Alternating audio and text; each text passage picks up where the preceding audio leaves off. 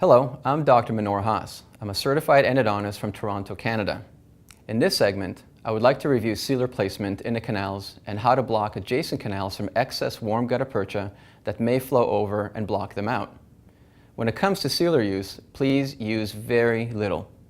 As you can see in the clinical video, for an average sized canal, simply use enough sealer to cover the tip of a paper point.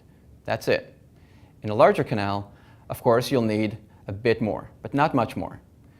The paper point with the sealer should be inserted just short of the working length. You should brush the full length of the canal walls as if to lightly paint them with this little bit of sealer. This should only take a few seconds per canal. As a note, I do not recommend you use a quick set sealer or a liquid powder based sealer. No matter how you mix that sealer, it's not likely to be an ideal GuttaCore lubricant and perform as well as a liquid to liquid based sealer.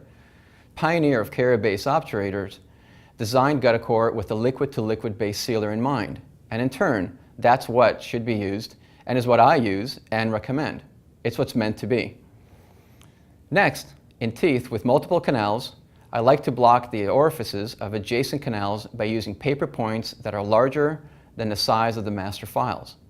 The larger paper point does not need to reach the canal lengths. It only serves to prevent overflowing warm gutta percha from blocking out adjacent canals. To improve visibility into the pulp chamber, I personally recommend cutting a paper point at or below the occlusal table. This will improve your visibility into the pulp chamber and prevent interfering with the warm GuttaCore as it's inserted into an adjacent canal. Once the canal is obturated, simply remove the adjacent paper point and you're left with a clean and clear path to obturate the next canal. Finally, I'd like to say that one of the many great aspects of this obturation system is that thanks to the small amount of sealer required, canals are almost entirely filled with warm gutta percha and with very little sealer, as you may see in this photo. That's undoubtedly the ideal kind of obturation and a great highlight of the GuttaCore obturation system. Also, keep in mind that less sealer means less apical extrusion and less post-op pain. I hope you found this to be useful. Good luck, and thank you for your time.